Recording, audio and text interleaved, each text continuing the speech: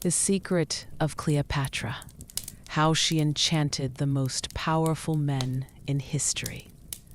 The fire crackles gently.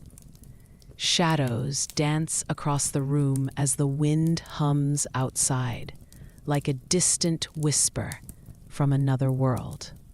Come closer. Tonight, I'll tell you a story wrapped in silk, smoke, and gold. The story of a woman who ruled not only a kingdom, but the hearts of emperors. Her name was Cleopatra, but she was not the woman you think you know. Forget the Hollywood image, the dramatic eyeliner, the snake, the tragic end. Cleopatra was not a goddess of beauty alone. She was power, intelligence, and charisma woven into one being. By the time she took the throne, Egypt was trembling under Roman pressure. Her own family was torn by betrayal. She had been exiled by her brother, stripped of her crown. Many would have accepted defeat, but not her. Alone in the baking sands of the desert, Cleopatra began crafting her return, not with armies, but with her mind. And then came the man who would change everything, Julius Caesar. He was not easily swayed. A military genius, feared and respected across the world. When he arrived in Alexandria, he came expecting a land of chaos. He came expecting another petty queen clawing for survival. What he did not expect was her. Legend says she had herself smuggled to him, rolled in a carpet. But the truth is even more cunning. Cleopatra knew Caesar was fascinated by intelligence, by spectacle, by wit. So when she entered his chambers, she did not plead. She spoke in Latin, fluently. She quoted Roman poets.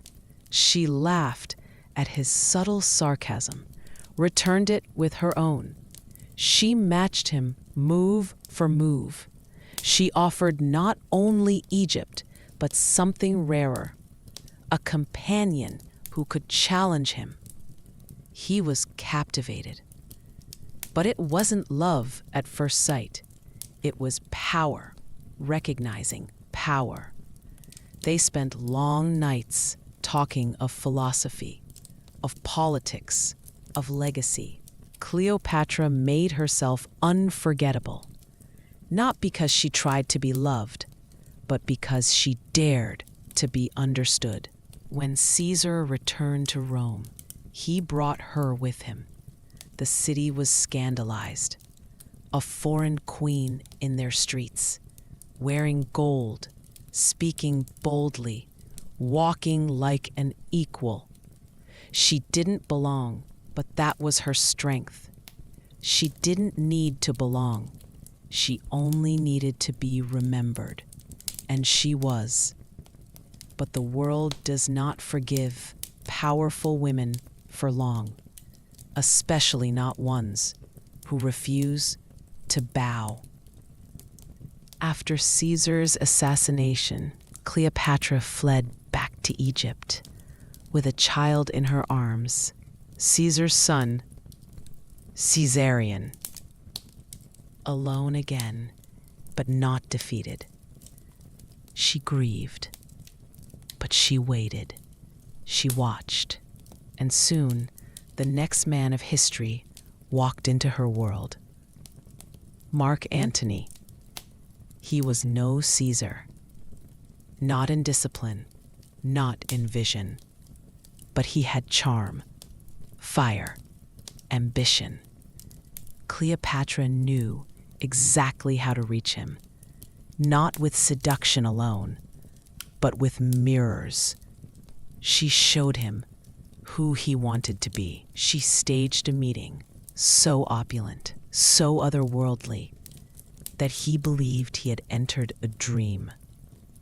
She arrived on a golden barge, sails of purple silk, oars dipped in silver, incense curled in the air like prayers. She wore the crown of Isis, glowing in the Egyptian sun. Musicians played songs from ancient temples. Everything she touched shimmered. She didn't seduce him, she enchanted him. Antony, the general raised in blood and grit, suddenly felt like a pharaoh, a god. And Cleopatra, she was the one who gave him that feeling. That was her true secret. Not beauty, not manipulation, transformation. She made powerful men feel eternal. They say she loved him. Perhaps she did. But Cleopatra never lost herself in love. She loved like a queen, fiercely, strategically, with full awareness of what it cost. With Antony, she ruled for years. They lived between war and pleasure, feasting, celebrating, plotting. But Rome grew impatient. Whispers spread. She's controlling him. She's weakening him. The Senate fumed. And soon, war came to Egypt's door. But that is another part of the story. For tonight, let us end here, in a chamber lit by torchlight, where a woman once sat in silence, listening to the distant waves of the Nile. A woman planning her next move. A woman no one could. The fire grows lower now. Shadows deepen. The night leans closer. And so we return to the queen who once held the world's greatest men in her hand, like pearls on a string. Cleopatra and Mark Antony ruled together for nearly a decade, not as mere lovers, but as co-commanders. He gave her land. She gave him purpose. Together, they dreamed of an empire to rival Rome. But Rome does not share power. Octavian, heir to Caesar, rose with one goal: destroy Antony, and with him Cleopatra. The war that followed was not just about armies. It was a war of stories. Octavian spread poison in the Senate. Antony is no longer Roman, he said. He kneels to an Egyptian sorceress. He has given her his sword, his will, his soul. It worked. Rome turned on them, and war came in full. At the Battle of Actium on the Ionian Sea, their fleet was cornered. Cleopatra had brought her ships, her men, her gold, everything. She believed Antony could win, but the tides turned. Chaos roared, and she made a decision no one expected. She turned her ships and sailed away. Some say it was betrayal. Others say it was strategy. Some say she believed Antony had fallen. The truth? We may never know. But Antony followed her. He abandoned the fight, abandoned victory for her. They returned to Alexandria, their empire crumbling behind them. And there, surrounded by the beauty they had built together, they waited for the end. Antony was broken. Rome was at the gates. And in one final moment of madness, he received false news. Cleopatra was dead. He couldn't live without her. So he fell on his own sword. But Cleopatra was alive. She had hidden in her mausoleum, preparing for the worst, refusing to be paraded through Roman streets like a trophy. When Antony was brought but in the arms of the only woman he had ever truly followed, now she was alone once more, the queen with no king, the ruler with no rule. Octavian entered the city, not as a guest, but as a conqueror. He wanted her alive, a prize for Rome, a chained queen to parade through the forum. Cleopatra refused. She knew her story would not be told by her enemies, so she decided to write its final chapter herself. And on the last day of her life, she did what no man had ever done to her. She surrendered, but not to Octavian, not to Rome. She surrendered to legacy.